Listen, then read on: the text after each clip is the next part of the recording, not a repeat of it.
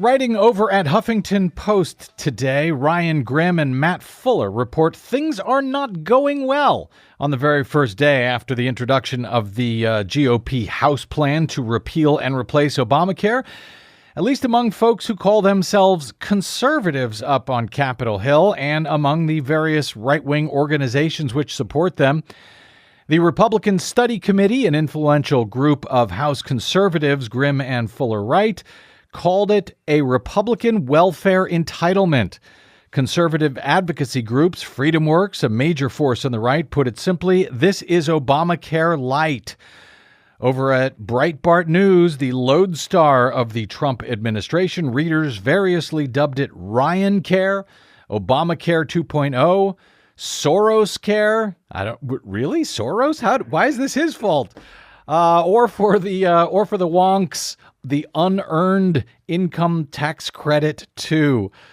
Wow, that's not going well. Here with the latest from Capitol Hill and the quickly emerging pushback from the right against House Speaker Paul Ryan's repeal and replace plan for the Affordable Care Act, which Republicans are calling the American Health Care Act, is Ryan Grim, Washington Bureau Chief for Huffington Post. Hey, welcome back to the broadcast, Ryan, on what I suspect is, just another crazy day on Capitol Hill. A lot of fun today. Yeah, I bet it is.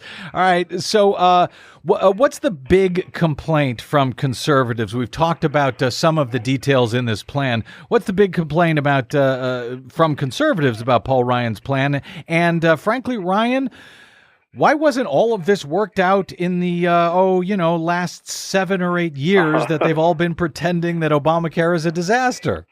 Well, like you said, because they're pretending. I mean, people have to... And also, they didn't think they were going to win the election. They didn't think they were going to catch this car that they've been chasing down the road. You have to remember that the problem for them is that Obamacare itself was basically designed by the Heritage Foundation years ago. Right. And then, it became Romney Care, and it worked pretty well and well enough in Massachusetts. And so then it went national and became Obamacare. So it's almost unfair for them to try to come up with an alternative to the thing that they developed themselves. But, they're the ones who disavowed their original plan, so it's not that unfair.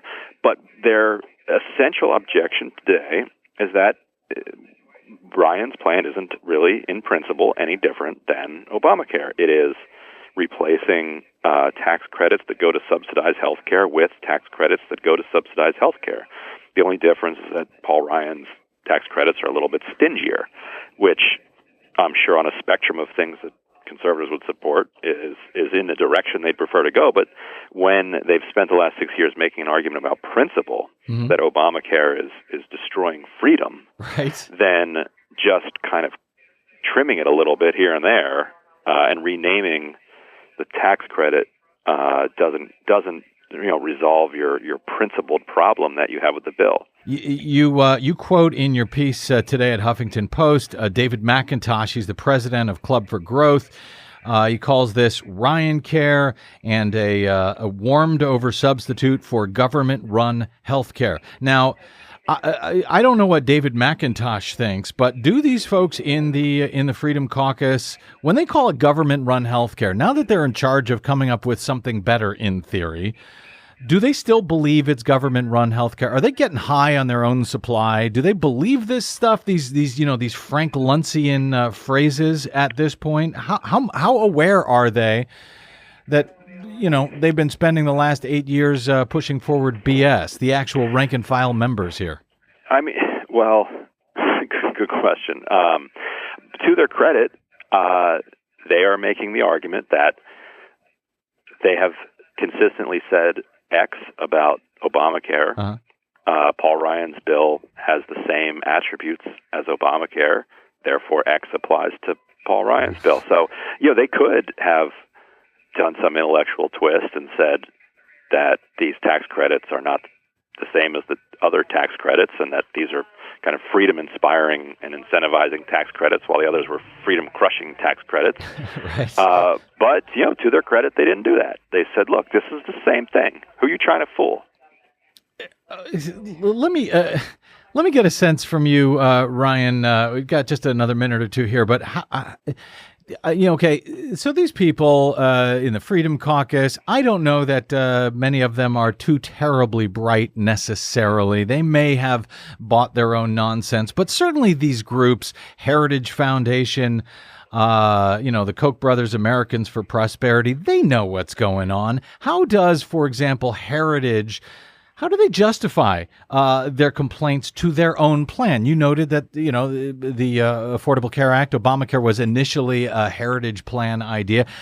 What do they say now? What is their complaint about what became their own plan? Well, the original one is down the memory hole by now. Right. The way they justified it the first go-round was that was a state plan, and we're for states' rights, and we're for we're for laboratories of innovation. Mm-hmm. We didn't mean for this to be a federal thing. Now, obviously we didn't that's mean not for terribly it. persuasive, Yeah. but it's like, there aren't a lot of good rationales to offer when you do a 180 on your own plan. So, I guess that's probably the best.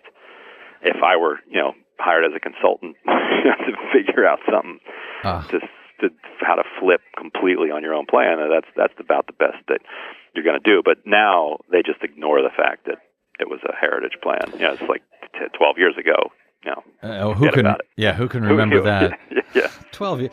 Do you get the sense that that the opposition now from those groups is that real for them, for the groups, the Heritage Foundation, Americans for Prosperity, or is this just essentially a negotiating tactic that they'll eventually go with some kind of plan, if only to avoid the embarrassment of being able to? That goes back to what we were originally talking about. There is no plan that I can see that both wins the support of 51 senators, or 50 plus Mike Pence, and also enough members of the Freedom Caucus to get through the House. I don't see where that plan is. I mean, this plan right now that's on the table is too far to the right to get past the Senate, and it's not far enough to the right to get past the House. So if you move it left, you still don't get through the House. If you move it right, you're already screwed in the Senate, so now you're even more screwed in the Senate. So I don't see it.